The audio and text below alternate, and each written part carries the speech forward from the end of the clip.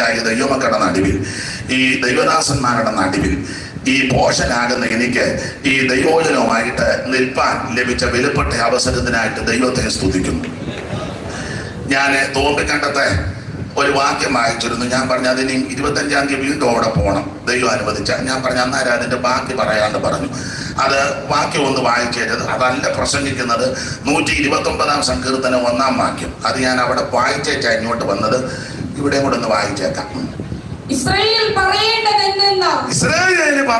എന്തെന്നാൽ അവരെന്റെ ബാല്യം മുതൽ പലപ്പോഴും എന്നെ ഉപദ്രവിച്ചു. അവരെന്റെ ബാല്യം മുതൽ പലപ്പോഴും എന്നെ ഉപദ്രവിച്ചു. എങ്കിലും അവരെന്നെ ജയിച്ചില്ല. സ്തോത്രം. വേദപുസ്തകം തിരുത്താൻ നമുക്ക് പ്രമാണമില്ല. തിരുത്തിയാൽ, കൂട്ടിയാൽ, കുറച്ചാൽ ബാധ വരും. ഇതിനകത്തെ ബാധ തന്നെ, വെളിയെന്നല്ല. എങ്കിലും ജീവിതാനുഭവത്തോട് ബന്ധപ്പെട്ട് പറയാം. ഇവിടെ വായിക്കുന്നത് ഇസ്രായേൽ പറയേണ്ടതെന്നാൽ അവർ എന്റെ ബാല്യം മുതൽ എന്നെ, ഞാനെ പറയട്ടെ, അനിഷ്കാവാലം പറയേണ്ടതെന്നാൽ ബാല്യം മുതല് ഉപദ്രവിച്ചു. ബഹുവചനം അവരെന്ന ഒരാളല്ല, പക്ഷേ ജയിച്ചില്ല. കാരണം നമ്മുടെ കഴിവല്ല. ഞാനും നിങ്ങളും ആരാധിക്കുന്ന, സേവിക്കുന്ന ഒരുവൻ ജയിച്ചവനാ. എല്ലാத்தைയും ജയിച്ച ഒരുവനെയാണ് ഞാനും നിങ്ങളും ആരാധിക്കുന്നത്. ഇന്ന് രാത്രി പരാജയത്തിന്റെ പടികുടികൾ കിടക്കുന്ന ആരെങ്കിലും എന്നെ കേൾക്കുന്നെങ്കിൽ അവൻ ദൈവമക്കളോട് ഇന്ന് രാത്രി ഓർപ്പിക്കട്ടെ, ജയം തരുവാൻ കഴിവുള്ള ഒരുവൻ നമ്മുടെ കൂടെ ഉണ്ട്. അത് നസറായനാകുന്ന യേശു ക്രിസ്തു. അവൻ കുഞ്ഞാടിന്റെ രക്തത്താലും അവിടുത്തെ തിരുവചനത്താലും നമുക്ക് ജയമാണ്. ഇന്ന് രാത്രി അനുഭവിക്കുന്ന ദൈവമക്കൾ ദൈവത്തിന് മഹത്വം കൊടുക്കണം. അവൻ നിന്നെ പരാജയപ്പെടുത്തുവാൻ, തകർത്ത് കളയുവാൻ, നശിപ്പിച്ചു കളയുവാനൊക്കെ വൈരി ഒരുക്കുമ്പോൾ വിശ്വസ്തയോടെ, വിശുദ്ധിയോടെ, വേർപാടോടെ പ്രവചനത്തിന് വേണ്ടി നിന്ന് പ്രാർത്ഥിച്ചു പൊരുതിയാൽ നീ പരാജയപ്പെടുവാൻ ദൈവം അനുവദിക്കത്തില്ല. നിന്റെ പരാജയത്തെ ഇന്ന് രാത്രി ദൈവം ജയമാക്കി തീർക്കും. പിന്നെ അനുഭവത്തിൽ നിന്നൊരു കാര്യം പറയാം. പ്രാർത്ഥനയായി ഇതിന്റെ ആയുധം. നീ സ്വോത്ര കാഴ്ച കിട്ടുന്ന കാഴ്ചയെടുത്ത് കോടതിയിലും കൊടുത്ത്, വക്കീലിനും കൊടുത്ത്, ഗുണ്ടകളെ ഇറക്കി. ഒരുത്തനോട് പറഞ്ഞു മട്ടാഞ്ചേരിന്ന് ഗുണ്ടേനെ, ഗുണ്ട അതിന്റെ മട്ടാഞ്ചേരിന്നും ഗുണ്ട ഇറക്കണ്ട.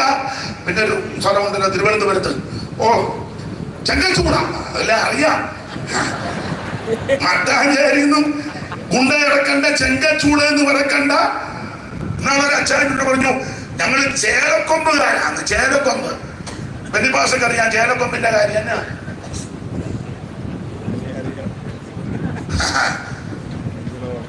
ഒരു തവണ എന്നോട് പറഞ്ഞ മുച്ചവട നിന്ന് അവനിട്ട് അടിച്ചെന്ന് ചോടും കാണിച്ചു തന്നു. നീ ഒന്നിനും പോകരുത്. സ്തോത്രം. ദൈവമക്കൾ തരുന്ന കാശ് കൊടുത്ത് കേസിനും പോകരുത്, കോടതിക്കും പോകരുത്. പിന്നെ നമുക്കെതിരെ വല്ലവരും കേസ് കൊടുത്താൽ പോയ നിയമം അങ്ങനെ നീയായിട്ട് മെനക്കേട് ഒപ്പിക്കരുത്. സ്തോത്രം. സ്തോത്രം. ജീവിതത്തിന്റെ അനുഭവത്തിൽ നിന്നാണ് പറയുന്നത്. പ്രശ്നങ്ങൾ രൂക്ഷമാകുമ്പോൾ, പോരാട്ടങ്ങൾ വർദ്ധിക്കുമ്പോൾ ദൈവസന്നിധി മുഴങ്ങാനും എടുക്കണം. പ്രാർത്ഥിക്കുന്ന നിനക്ക് വേണ്ടി യുദ്ധം ചെയ്യുന്ന ഒരു ദൈവമുണ്ട്. പ്രാർത്ഥിക്കുന്ന നിനക്ക് വേണ്ടി ഇറങ്ങി വരുന്ന ഒരു ദൈവമുണ്ട്. ആകാശം കീറി മുറിച്ച്, ആകാശം ചായിച്ചിറങ്ങി. അവൻ ന്യായാധിപന്മാരുടെ പുസ്തകത്തിൽ ഒരു വാക്യമെന്നുണ്ട്, വീരന്മാരുടെ മധ്യേ യഹോവയും എനിക്കായിട്ട് ഇറങ്ങി വന്നു. വായിച്ചേ വിഷയം വിട്ടുപോകുന്നെങ്കിലും വായിച്ചോ. ന്യായാധിപന്മാരുടെ പുസ്തകം 5-ാം അധ്യായത്തിന്റെ 13 മുതൽ വായിച്ച്, 5-ന്റെ 13 മുതൽ പെട്ടെന്ന് ആരാ വായിക്കുന്നത്? ഇവിടെ എവിടെയും അന്ന് ശ്രേഷ്ഠന്മാരുടെ ശിഷ്ടവും പടജനവും എനിക്കായിട്ട്. മോളെ നന്നായിട്ട് വായിച്ച പടജനവും എനിക്കായിട്ട് ഞാനും ഇറങ്ങി വരിക. പടജനവും എനിക്കായിട്ട് ഇറങ്ങി വന്ന അടുത്ത വാക്യം, വീരന്മാരുടെ മധ്യേ യഹോവയും എനിക്കായിട്ട് ഇറങ്ങി വന്ന്. ഇന്ന് രാത്രി നിനക്ക് വേണ്ടി ഇറങ്ങി വരുന്ന രാത്രിയാണ്. നീ ഇവിടെ ആരാധിക്കുമ്പോൾ, നീ ഇവിടുന്ന് പ്രാർത്ഥിക്കുമ്പോൾ, നിന്റെ കുടുംബത്തിനകത്ത് ഇന്ന് രാത്രി ദൈവം ഇറങ്ങാൻ പറയാ. വിശ്വസിക്കുന്ന ഇന്ന് രാത്രി ദൈവത്തിന്റെ മരുന്ന് കൊടുക്കണം. ദൈവം നിനക്ക് വേണ്ടി ഇറങ്ങി വന്ന അനുഭവിക്കുന്ന ദൈവമക്കൾ ഇന്ന് രാത്രി ദൈവത്തിന്റെ മഹത്വം കൊടുക്കുക. മറുപടി പറയാൻ പോകരുത്, എതിർക്കാൻ പോകരുത്, ഉടക്കാൻ പോകരുത്, കേസിന് പോകരുത്, കോടതിക്ക് പോകരുത്, വാത് കെട്ടാൻ പോകരുത്, മുട്ടേലിരുന്ന് പ്രാർത്ഥിക്കണം.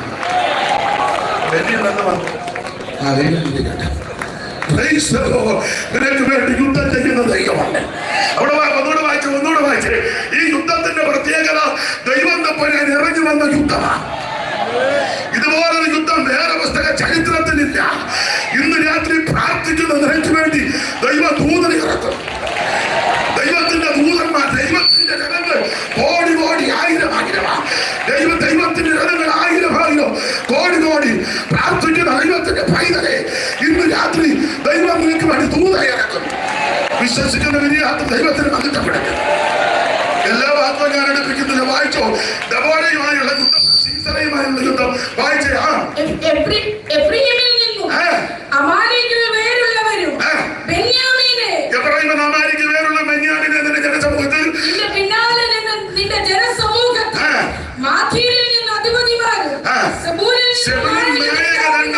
ഇറങ്ങി വന്നു. അടുത്ത വാക്യം ഇസഹാർ പ്രഭുക്കന്മാരുടെ ദബോരയുടെ ബാരാക്കെന്ന പോലെ ചാടി പുറപ്പെട്ടു. അടുത്ത വാക്യം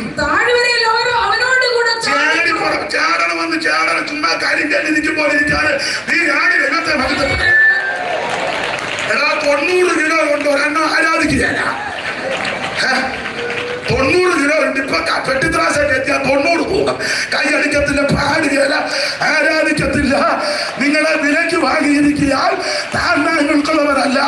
ആകെ ശരീരം കൊണ്ടും ദൈവത്തെ മഹത്വപ്പെടുത്തണം. ഞാൻ ഓവർസിയർ, സൂപ്രണ്ട, ഏഷ്യൻ സൂപ്രണ്ട, ഞാൻ ഗോഡാലിക അല്ല. ദൈവത്തിന് ആരാധിക്കുന്നവരെയാണ് ചെയ്യും. പ്രാർത്ഥിക്കുന്നവൻ, മുട്ടുമടക്കുന്നവനെ ആ ദൈവത്തിന് ആവശ്യം, യാചിക്കുന്നവനെ ആ ദൈവത്തിന് ആവശ്യം. നീ പ്രാർത്ഥിച്ചാൽ നിനക്ക് വേണ്ടി ദൈവം ദൂതനെ ഇറക്കും. അനുഭവിക്കുന്നവൻ ഇന്ന് രാത്രി ദൈവത്തിന് മഹത്വം കൊടുക്കുക.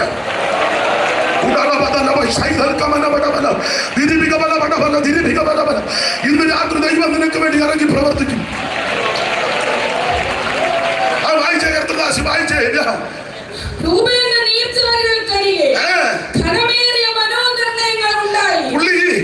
രൂപൻ മൂത്തവനാ. ആരാ? യാദോവിന് ലേയായും കൂടി ജനിച്ച 4 പിള്ളേരാ. രൂപൻ ഇവരെല്ലാം ബൈബിൾ സ്കൂളിലെ അധ്യാപകരും. ഞാൻ പേടിച്ചാ പറയുന്നത്. സ്തോത്രം. മനയ്ക്ക് കയറി പിടിക്കും. അപ്പൊ അതുകൊണ്ട് ലേയായിക്ക് ആദ്യം 4 പിള്ളേര്. രൂപൻ, ശിമയോൻ, ലേവി, യഹൂദ. ഇവിടെ അനിഷ്ടമെന്ന് കണ്ടതാണ്. അപ്പന് വലിയ താല്പര്യമില്ലായിരുന്നു. അവൻ ആ രാത്രി കല്യാണം നടത്തിയപ്പം ആദ്യം ഇവിടെ അങ്ങ് കൊടുത്തു. എന്തോ നിങ്ങൾ രണ്ടുകൂടെ പറയാന് എന്റെ പ്രസംഗം തെറ്റിയെന്നായിരിക്കും.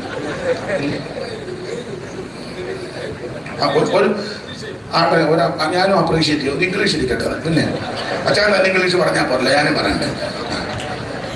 അപ്പൊ ശ്രദ്ധിക്കുക, രൂപാന്റെ നീർച്ചാലുകൾക്കരികെ കനമേറിയ മനോകരണങ്ങൾ. അവൻ അനിഷ്ടകെന്ന് കണ്ടു. അപ്പൻ കണ്ട അനിഷ്ടകെന്ന്. അപ്പന് വലിയ തൃപ്തിയില്ല. അതുകൊണ്ടല്ലേ രാത്രി കല്യാണം നടത്തിയപ്പോ അനിയത്തിയെ കാണിച്ചേച്ച്. അല്ല, അങ്ങനെ നമ്മുടെ എല്ലാം ചെയ്ത ആൾക്കാരുണ്ട്. ഉണ്ട്. ചിലപ്പോ ഇതിനകത്ത് കാണുമായിരിക്കാം. പിന്നെ സഹിക്കുക അല്ലാതെ. അച്ഛൻ പറഞ്ഞ് വെള്ളിയാഴ്ച, വെള്ളിയാഴ്ച എല്ലാവരും തടിയുടെ കുരിശുമായിട്ട് വരാൻ. ഒരുത്തൻ ലന്തിയുടെ ആ കുരിശ് വെമ്പളെ പൊക്കി കാണിച്ചതാണ് പറഞ്ഞു. കഴിഞ്ഞ 30 കൊല്ലമായിട്ട് എല്ലാവരുടെയും കാര്യമല്ല. അപ്പൊ ഇതിലേ അനിഷ്ടം.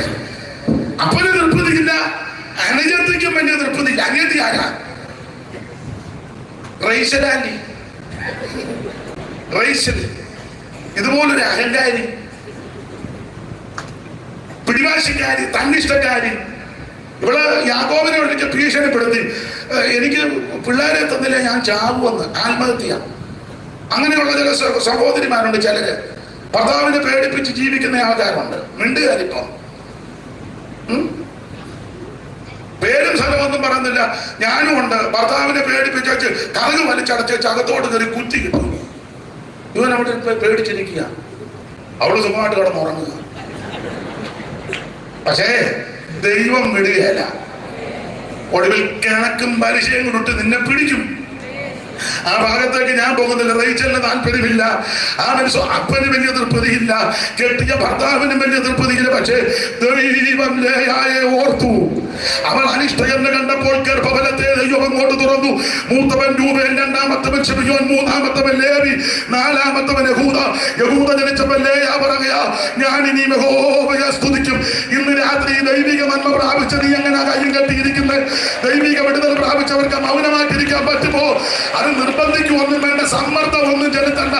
ഇറങ്ങി ഇന്ന് രാത്രി ദൈവത്തെ ആരാധിക്കണം. നമ്മുടെ സമപ്രായക്കാർ, മിടുക്കന്മാർ, സേട്ടന്മാർ അനേകരും മൺമറഞ്ഞപ്പോൾ, മാറ്റപ്പെട്ടപ്പോൾ ഒരു ജനറൽ കൺവെൻഷനും കൂടെ കൂടുവാൻ, അത് ഈ ഗ്രൗണ്ടിൽ കൂടുവാൻ, ഇത്രയും പേരുമായി ഒന്നിച്ചു കൂടുവാൻ ദൈവം തന്നെ കൃപയോർത്ത് ഇന്ന് രാത്രി നന്ദിയോടെ ദൈവത്തിന് മഹത്വപ്പെടുക.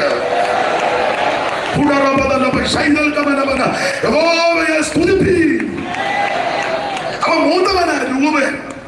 മൂന്നതാന്ന് പറഞ്ഞിരിക്കുക, ഗുണമൊന്നുമില്ല. ചെല്ലങ്ങനല്ലേ സഭ ചെല്ലു പറയുന്നത്, ഞങ്ങളുടെ സഭയിലെ മൂപ്പന കൈയടിക്കല, പാടുകയില, പ്രാർത്ഥിക്കല, സൈഡ് ബെഞ്ചേ കയറിയിരിക്കുക. അത് മൂപ്പനല്ല, മൂത്തവ. മൂപ്പൻ വേറെ, മൂത്തത് വേറെ. ചില സാധനം മൂത്താ കൊള്ളുകയില്ല. ഉദാഹരണം, വെണ്ടയ്ക്ക മൂത്ത എന്തിനു കൊള്ളാം? വെന്റിപ്പാസക്ക് വലിയ തിട്ടമില്ല, പൊട്ടിക്കീറുക അല്ലാതെ. പിന്നെ അടുത്ത കൊല്ലത്ത് വിത്തനെടുക്കാം. ഒരു കാര്യം പറയാം, ഇവിടെ മൂപ്പല്ല വിഷയം. ചില പറഞ്ഞില്ല, ഞങ്ങൾ സ്റ്റാർട്ടിങ് മുതലുള്ള ആൾക്കാരാണ്. നീ എന്നിട്ട് അഭിഷേകം പ്രാപിച്ചോ? ഞങ്ങൾ സ്റ്റാർട്ടിങ് മുതൽ ഉണ്ടായിരുന്നെന്ന്. എല്ലാരും ആരാധിക്കുമ്പോ നീ ഊമനിരിക്കുമ്പോൾ നീ കേൾക്കി.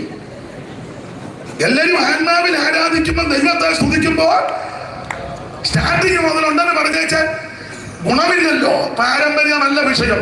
നമ്മൾ ഈ പെന്തിക്കോസുകാര് പാരമ്പര്യത്തിനെതിരെയാ പറയുന്നത്. എനിക്ക് തോന്നുന്നത് നമ്മളാ കൂടുതലും. അതെ, പാരമ്പര്യം പറയാന്നേ. അതെ, നമ്മളിപ്പോ പറയുന്നത് 102ാം കൺവെൻഷൻ പാരമ്പര്യമല്ലേ? അത് കണക്ക് നല്ലതാ. ചരിത്രത്തില് ഞങ്ങൾ ജനിച്ചപ്പോൾ ഈ ചിലയിടത്തൊക്കെ ശുശ്രൂഷയ്ക്ക് ചെല്ലുമ്പം എന്നോട് ചിലർ ചോദിക്കും, ഇപ്പോഴല്ല നേരത്തെ, എവിടാ വീട്? കാവാലത്ത്. എന്തുവാ പേര്? അനീഷ്. എത്ര നാളായി? ഞാൻ പറഞ്ഞു അന്ന് 10 കൊല്ലം കഴിഞ്ഞതുള്ളൂ. ഓ, അച്ഛൻ എങ്ങനെ? ഇതിനകത്താ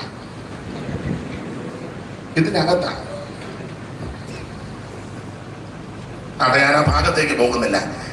പാരമ്പര്യം പറയാതെ നീ ദൈവത്തെ ആരാധിക്കണം. രൂപൻ മൂത്തവനാ, പക്ഷേ മനോനിർണയമാ, കണക്ക് കൂട്ടല. ചിലരങ്ങനാന്നല്ലോ, മുഴുവൻ കണക്ക് കൂട്ടിയല്ലേ കാര്യം ചെയ്യുന്നേ. നല്ല കണക്കാന്നേ കുഴപ്പമില്ല, ആവശ്യമില്ലാത്ത കണക്ക്. നമ്മൾ ഈ യോഗം നടത്തിയാൽ നമുക്ക് എന്തുകൊണ്ട് ലാഭം? കണക്കാ. ഞാൻ വണ്ടി എടുത്താൽ ചിലപ്പോൾ അപ്പുറത്തുകാരും എന്റെ വണ്ടി കയറി വരാൻ സാധ്യത ഉണ്ട്. അതുകൊണ്ട് ഞാൻ വണ്ടി മനോനിർണയം.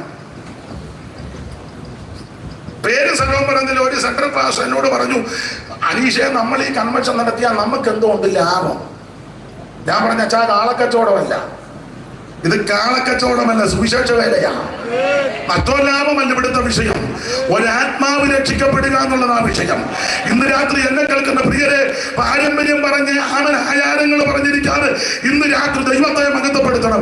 വായിച്ച് ഓടിച്ചു വിട്ടേക്കാം. രൂപേന്റെ നീർച്ചാലുകൾക്കരികെ കടമേറിയ മനോനിർണയങ്ങൾ ഉണ്ടായി. വായിക്കേ, ആട്ടിൻകൂട്ടങ്ങൾക്കരികെ കുടിലൂത്ത് കേൾപ്പാൻ നീ തൊടുത്തുകൾക്കിടയിൽ താമസിച്ച് കിടക്കുന്നത് എന്ന് അടുത്ത വാക്യം. രൂപേന്റെ നീർച്ചാലുകൾക്കെതിരെ കടമേറിയ മനോനിർണയങ്ങളുണ്ടായി. അടുത്ത വാക്യം, യോർദാനക്കരെ പാർത്തു. പിന്നെ അടുത്തത്, ആശേർ സമുദ്രതീരത്ത് അനങ്ങാതിരുന്നു. പുള്ളി യോഗത്തിന് വരും, അനങ്ങുകയല്ല. എല്ലാ യോഗത്തിനും ഉണ്ട്, അനങ്ങുകയല്ല.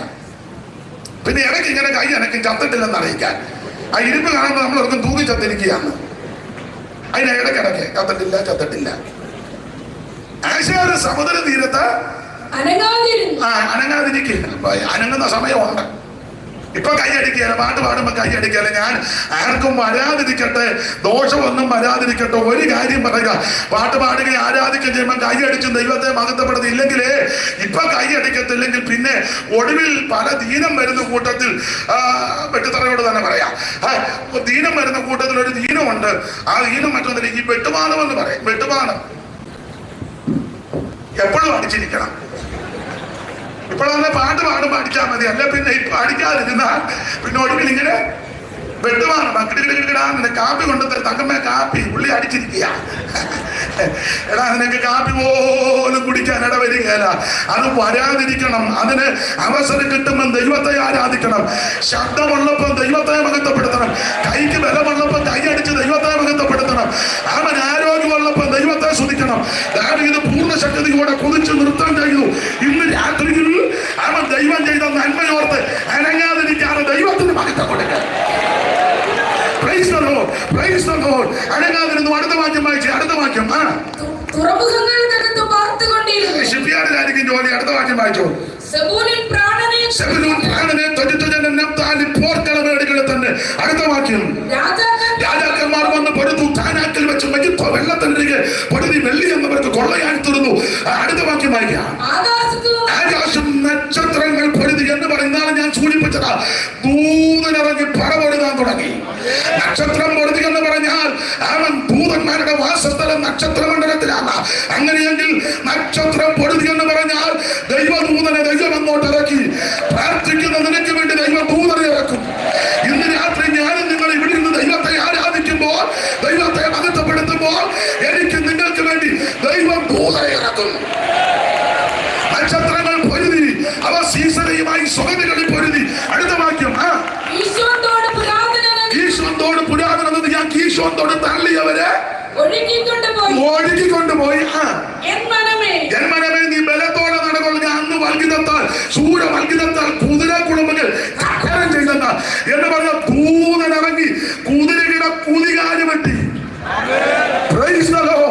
കാരണം സീസണയെ പറ്റി വായിക്കുന്നതെല്ലാം 900 ഇരുമ്പ് രഥം. 900 ഇരുമ്പ് രഥമായിട്ട് വന്നത് ആർക്കെതിരെയാ? ദൈവത്തിനെതിരെയാ. എന്ന് പറഞ്ഞ ദൈവജനത്തിനെതിരെയാ. ദൈവജനത്തിന്റെ വിശേഷതയും ദൈവത്തിന്റെ വിശേഷത. ദൈവത്തിന്റെ രഥങ്ങൾ 1000 കോടി കോടിയാ. കോടി കോടി രഥങ്ങളുള്ള അവൻ അതെ രഥങ്ങളുള്ള കുതിരകളുള്ള ദൈവത്തോട്, ദൂതന്മാർ ഉള്ള ദൈവത്തോട് ഇവന്റെ 900 അടിച്ചു. ദൈവം എന്റെ ഭാഷ പറഞ്ഞ അടിച്ച് ചെടിക്കേറ്റി. കുതിരയുടെ കുതികാൽ ഞരമ്പ് വെട്ടി. കുതിരയാടി. കുതിര രഥവുമായിട്ട് വന്നവൻ ഇറങ്ങി ഓടി. ഒരു തള്ളടക്കോട്ടി എന്ന് കയറി. അള്ളയാന്നെങ്ങനെ ഉന്നം വെച്ചിരിക്കാവും. വരുന്നുണ്ടോ നല്ല മിടുക്കി അമ്മാമ്മ. അങ്ങനെ വേണം സ്ത്രീകളാണ്. എല്ലാവരും കരഞ്ഞും കൂടി നടക്കുകയാണ്. എപ്പോ നോക്കി മോങ്ങാതെ അല്ല പടപടാന്ന് നിൽക്കണ്ടേ. സ്തോത്രം. നീ ആരാധിക്കുകയും പ്രാർത്ഥിക്കുകയും ചെയ്താൽ നീ ഇരിക്കുന്നിടത്ത് ദൈവം വിടുതലയക്കും. യായേലിനെ പറ്റി പറയുന്നത്, യായേലൊരു അവനും പരവതാനിയിൽ ഇരുന്ന് പ്രാർത്ഥിക്കുക. കാരണം യായേലിന്റെ ഭർത്താവ് എവിടെ യുദ്ധത്തിന് വിടുന്നില്ല, ആരാധിക്കാൻ വിടുന്നില്ല. കാരണം സെബുലൂന്റെയും നഫ്താലിയുടെ 10,000 പേര് പർവ്വതത്തിൽ ആരാധിക്കുക. യായേലിന് പോകണമെന്നുണ്ട്. ഇവൻ വിടുകയല്ല. കാരണം ഇവൻ മോശയുടെ അളിയന്മാരുമായിട്ട് അല്പം കുരുക്കൊപ്പിക്കുന്നവന്മാരാ. മോശ അറിയാമല്ലോ. കുരുക്കുകാരനെ എല്ലാം ദൈവം പിടിക്കുമെന്ന്. സ്തോത്രം. പാര വെക്കുന്നവനെ എല്ലാം ദൈവം പിടിക്കും. ഞാനൊരു കാര്യം വീണ്ടും പറയാ, നീ ദൈവസഭയ്ക്കെതിരെ പാര വെക്കരുത്. ലോക്കലിലാന്നാലും സെന്ററിലാന്നാലും അവൻ കൗൺസിലാന്നാലും പാര വെച്ചാൽ നിന്നെ ദൈവം വിടുകയില്ല. അവൻ തന്നാണ്ട് വരുന്ന ഓവർസിയർമാർ ആരാന്നാലും അവനോട് ചേർന്ന് നിന്ന് പ്രവർത്തിച്ച് നമ്മുടെ ഉന്നം എന്നാന്നറിയാമോ? പ്രധാനപ്പെട്ട വിഷയം കർത്താവിന്റെ വരവിൽ എടുക്കപ്പെടുക. അതിന് പിന്നത്തേതിൽ ഈ സഭ വളരുക എന്നുള്ളതാ. ആത്മാക്കൾ വിടുവിക്കപ്പെടണം. സ്തോത്രം. ഈ ശുശ്രൂഷകരും ദൈവം പാരമ്പര്യം പറഞ്ഞല്ലോ. ഈ വർഷം എത്ര പേര് രക്ഷിക്കപ്പെട്ട് പുതുതായിട്ട് വന്നു?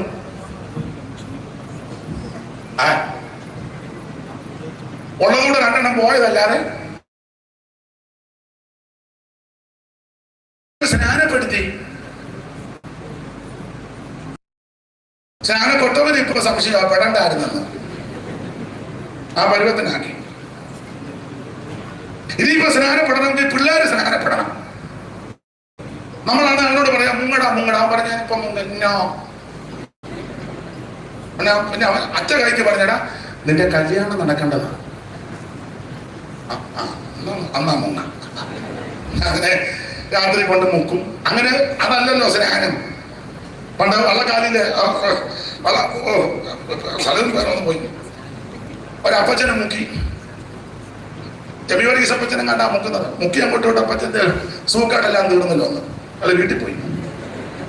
സൂക്കേട് തീർക്കാനാണോ സ്നാനം?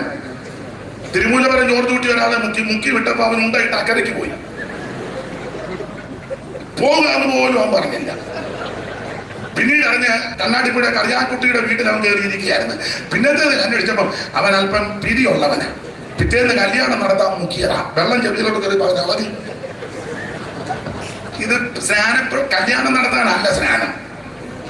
സ്തോത്രം യേശുവിനോട് ചേരാനാ. അത് ഞാൻ ആ ഭാഗമൊന്നും വിവരിക്കുന്നില്ല.